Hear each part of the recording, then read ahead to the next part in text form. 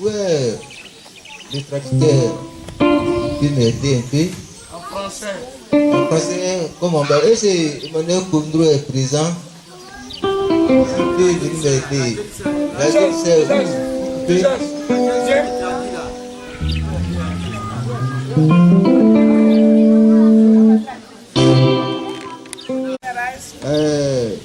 je suis un peu pressé.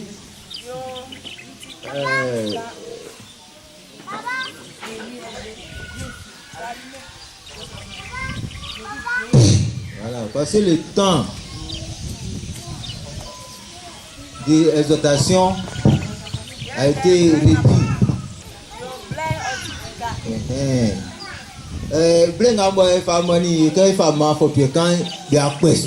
Le temps nous a donné pour donner le message a été réduit. Alléluia.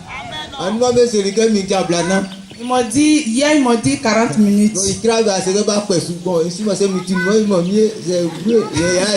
Et aujourd'hui on m'a dit que ça a été réduit encore.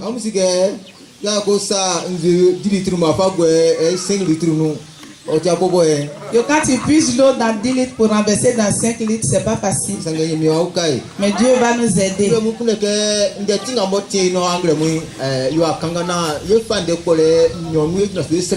Et on va prendre notre thème et on va lire, on va prier.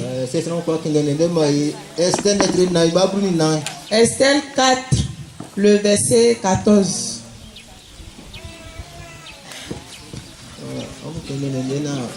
La personne qui a trouvé.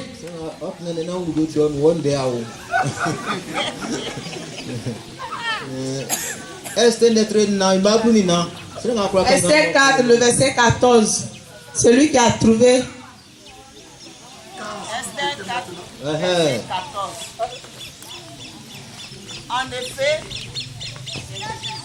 En effet, si tu gardes le silence maintenant, le secours et la délivrance surgiront d'autre part pour les Juifs, tandis que ta famille et toi vous mourrez.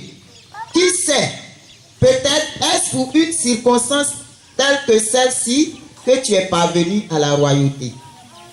Amen.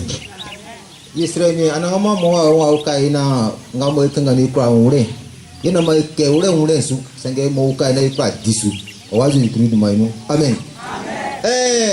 Esther et Madoché, nous avons entendu parler beaucoup d'eux. Du mardi jusqu'à aujourd'hui, on a beaucoup entendu parler.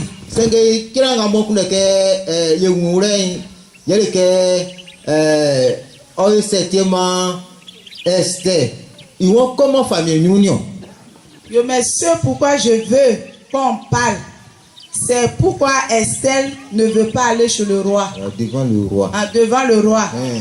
Maintenant,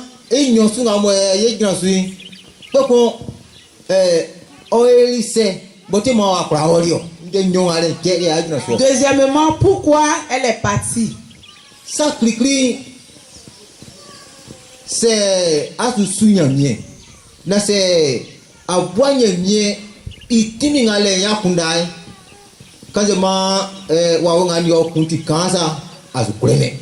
Premièrement, en servant Dieu, si tu ne penses pas à la puissance de Dieu qu'il a, si tu ne penses pas à ça, même quel que soit le démon qui lutte avec toi, s'il est petit, comment tu ne peux pas le vaincre?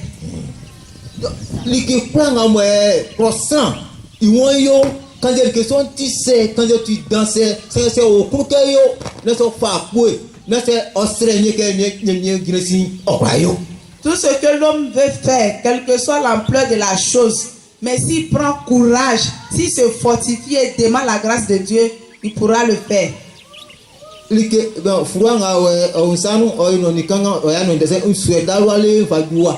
Ma Bible pèse, ça pèse pas assez, mais je l'ai pris de Dalo juste ici. Si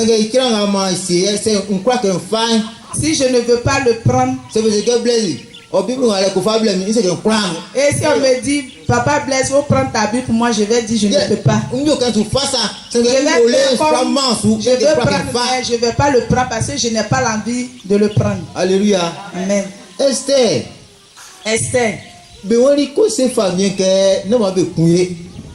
On lui a demandé d'aller dire au roi de ne pas les tuer. Iwon su kwa comment. Et elle a dit, je ne peux pas. Yele ke mlanga mo ulo.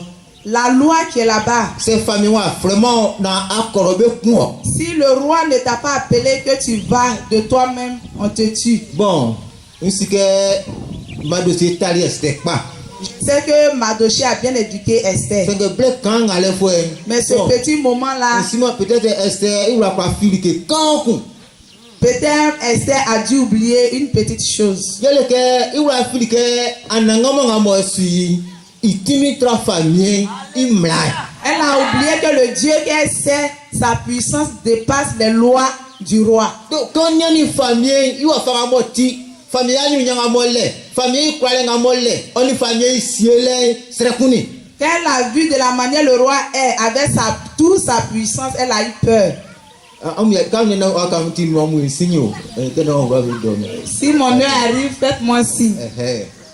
Donc, quand vous dites que vous avez mis à vous, quand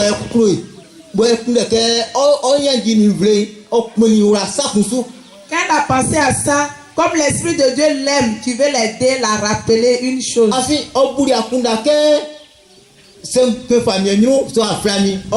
Parce qu'elle a pensé que si je vais chez le roi, sans qu'il ne m'appelle, il va me tuer. Elle a raison.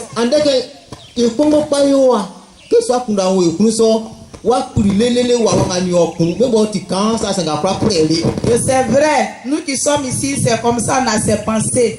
L'esprit qui te combat est petit, mais tu ne peux pas le vaincre. Avec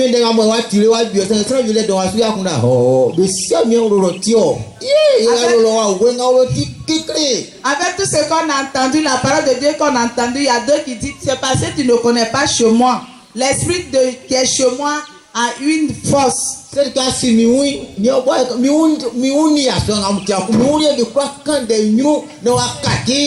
Si tu connaissais mon mari ne peut pas lui parler et puis il va changer.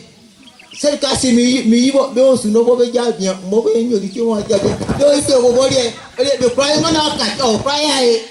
tu ne connais pas ma femme. Chez elle, elle ne se marie pas. C'est moi qui a fait qu'elle s'est mariée. Même je vais parler comme elle ne peut pas changer. On parle du changement de nos enfants. Il y a d'autres qui ont déjà classé pour dire moi mes enfants ne peuvent pas changer. C'est la pensée que Esther a eue. Elle a dit elle ne peut pas aller chez le roi.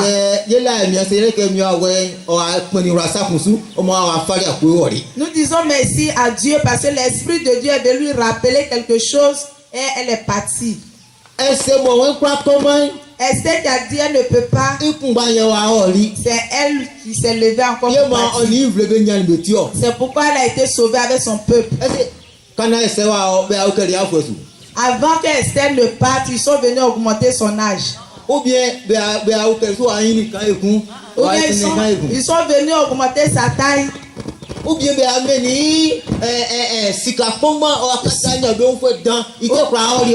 sont venus donner beaucoup de richesse avant de partir. Merci Seigneur. C'est ce que fait que nous. C'est ce que fait que notre grâce, on n'atteint pas notre grâce. Ce sont ces choses-là. Même dans ceux-mêmes, les hommes de Dieu, les pasteurs, les prophètes, cela existe.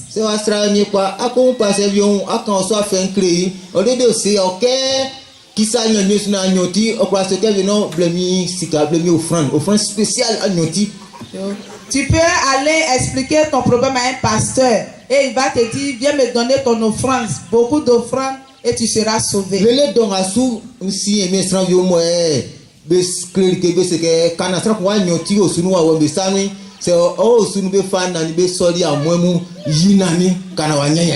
Jusqu'à présent, je connais des pasteurs qui enseignent que si chez toi ils ont pris un bœuf pour faire un sacrifice, en retour toi aussi donne un bœuf pour être sauvé. Esther a dit je ne peux pas partir parce que je vais être tué.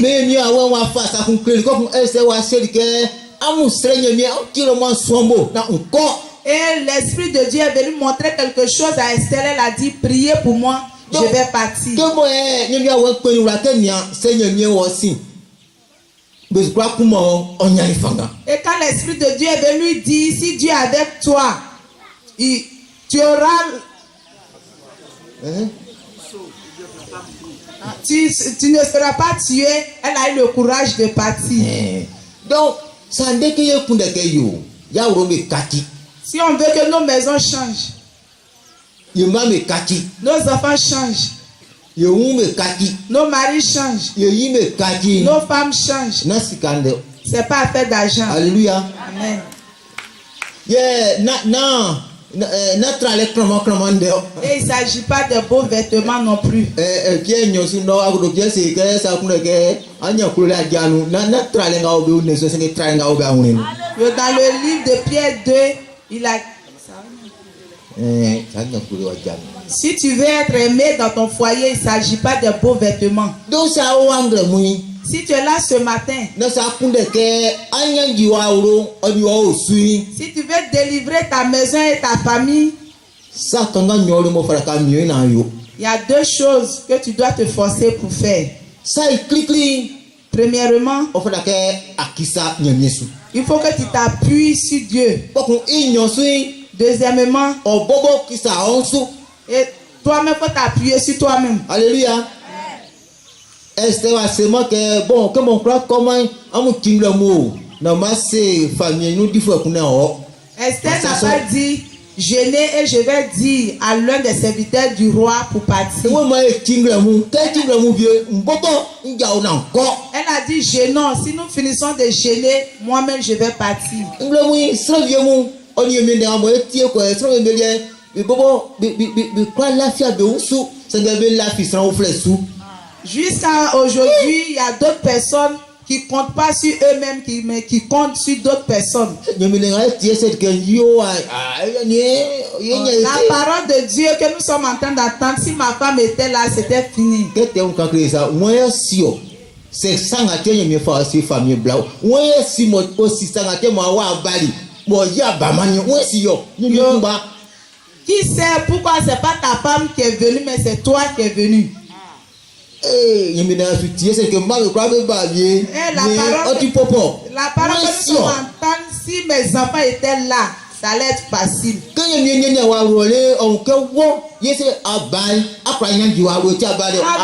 regardé dans ta famille, c'est parce qu'il sait que si c'est toi qui vas, ta famille sera sauvée.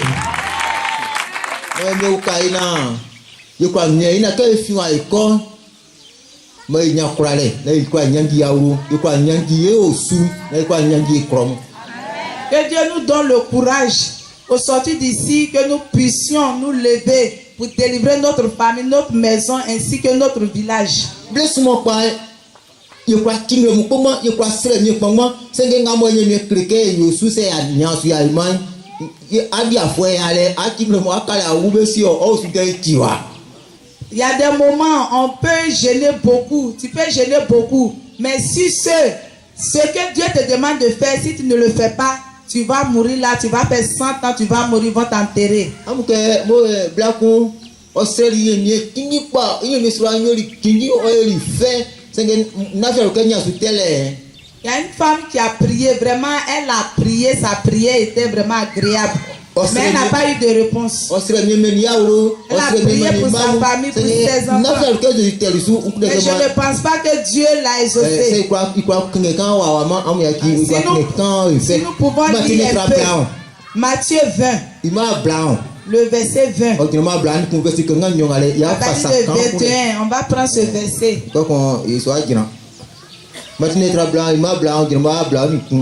Matthieu 20, le verset 20 à 21.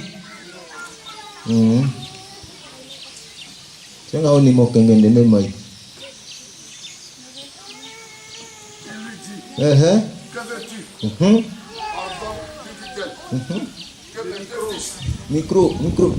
Il est à côté du micro là.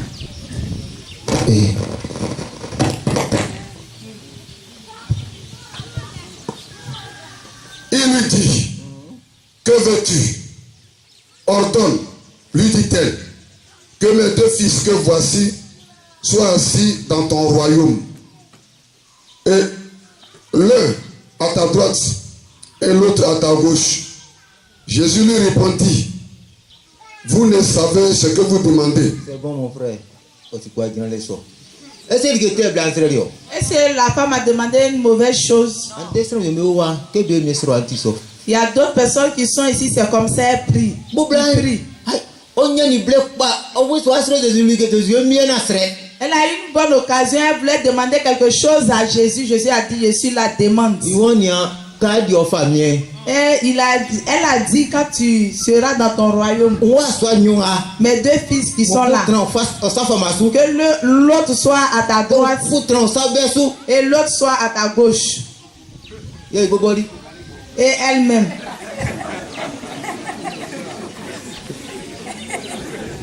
Alléluia.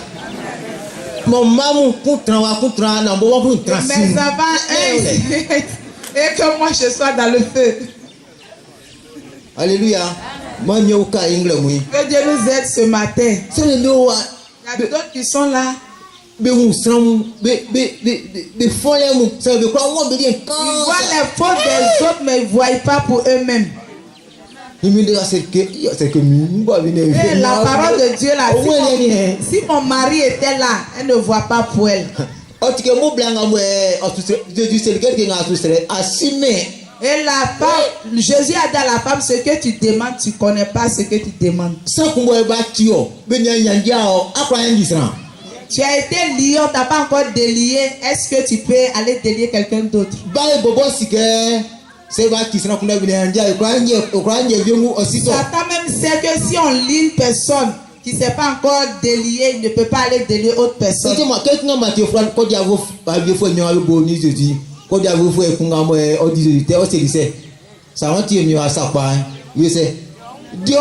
pourquoi dans le livre de Matthieu, les deux qui ont été crucifiés avec Jésus, l'autre a dit, si tu es vraiment le Fils de Dieu, délivre-toi toi-même.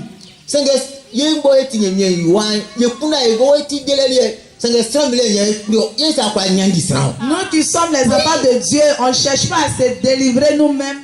Comment tu peux aller délivrer quelqu'un d'autre? Ce matin, que Dieu nous aide. Si Dieu a fait que c'est toi qui es là, c'est parce que Dieu veut que tu sois délivré. Pour qu'en partant, tu puisses aller délivrer ta famille. Que la paix de Dieu soit avec nous.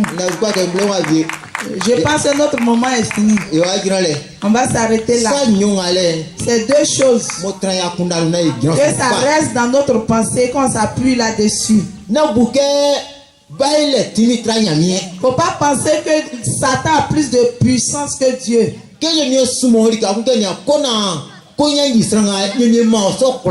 Quand Dieu t'envoie quelque part pour aller délivrer quelqu'un, il te donne une puissance. Quand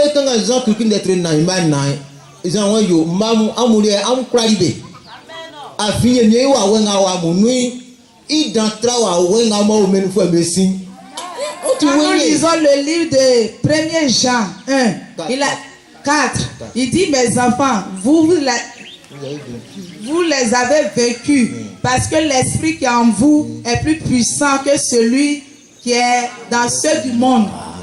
Si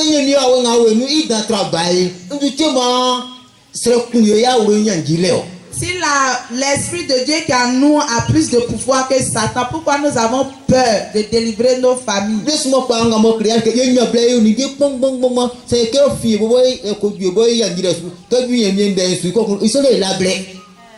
Nous faisons beaucoup de choses, nous avons le temps de faire beaucoup de choses. Mais quand le temps de la parole arrive, nous n'avons pas le temps pour nous délivrer.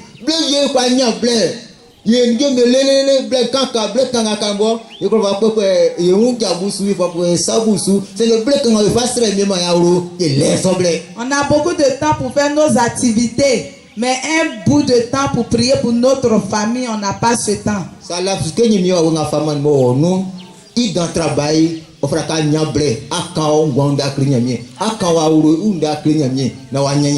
Si tu penses que l'esprit de Dieu qui est en toi est plus fort que ceux de Satan, il faut avoir un bout de temps de parler de toi à Jésus et parler de ta famille à Dieu. Qui ça Jésus? Appuie-toi sur Dieu. qui sont bobo mo et misusuma o sou. Et appuie-toi sur toi-même que Dieu t'envoie. Sur toi-même. Et tu pourras délivrer ta famille ainsi que toi-même. Moi et puis ma famille, nous servons l'Éternel. Amen. Que Dieu nous aide au nom de Jésus. Amen.